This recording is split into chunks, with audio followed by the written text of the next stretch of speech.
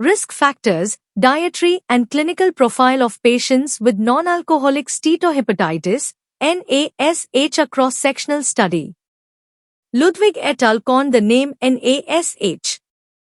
Non-alcoholic steatohepatitis, NASH, is a type of non-alcoholic steatohepatitis that includes steatosis, steatohepatitis, fibrosis, cirrhosis, and complications. The goal is to investigate the dietary, clinical, and other risk factors associated to NASH. The current study was conducted in 2010 at the Department of Medicine, GMC, Jammu, on 60 NASH patients during a 6-month period. All NASH patients were examined for a variety of NASH-related risk factors. A complete clinical examination and a detailed history were recorded. Out of 60 patients, 28, 46.66%, were males and 32, 53.32%, were females. 85% of the patients were in the age group of 31 to 70 years. In our study, non-vegetarians accounted for 73.33%, 44/60ths, of patients, while asymptomatic individuals accounted for 26.6%, 16/60ths. The most common symptom was right subcostal pain, 69.33%. This study showed that obesity, hyperlipidemia, and diabetes mellitus were significantly associated with the NASH. Introduction.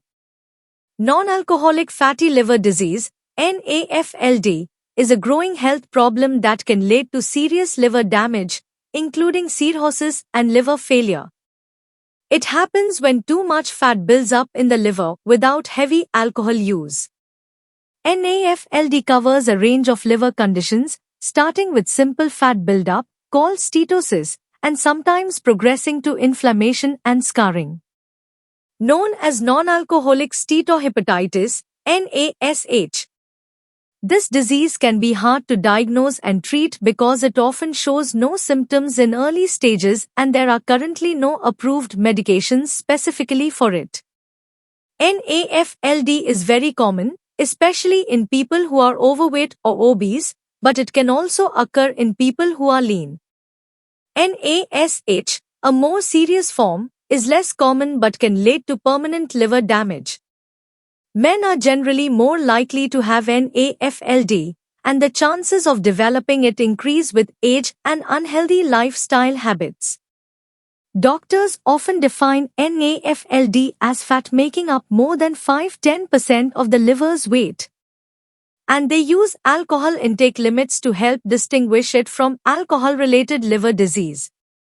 Recognizing and addressing NAFLD early through lifestyle changes is crucial to preventing long-term liver damage. Conclusion. In our study, it was found that NASH was more frequent among non-vegetarians. And the patients who were vegetarian and suffering from NASH, it was found that they consumed excess fats. Clinical profile was consistent with other studies and many patients were asymptomatic. Most common symptom was right subcostal discomfort followed by fatigue. This important article is authored by the following scientists.